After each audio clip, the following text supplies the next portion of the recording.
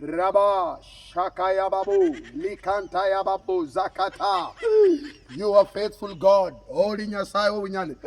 Kwa magoti yangu haya leo na umbea kanisa. Rabo Shakata. Wewe. Ni mtumishi. Wewe nani?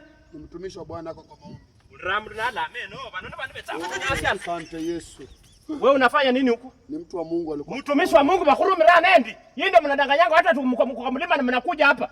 Mtumishi, nimekuja tu maombi. Umekuja maombi hii mao unajua iko kwa shamba ya nani? Mnatoanga sadaka hapa. Kanisa yote ukienda lazima uache sadaka. Hii mao umeacha sadaka hapa.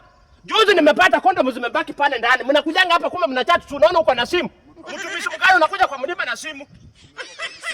Biblia mbona msitembee tu na Biblia makaratasi mnatembea na masimu. Mchatanga ndio bihana alafu mnasema hapa mmekuja kufunga kwa mlima.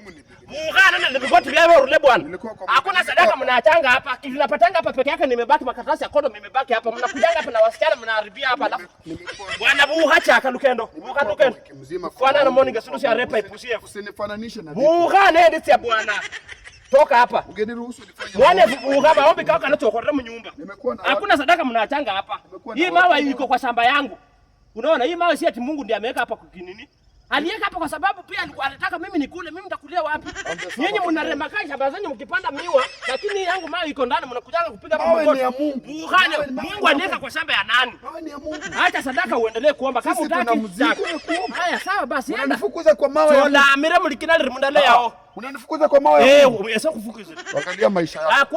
Kwenda huko. Angalia maisha.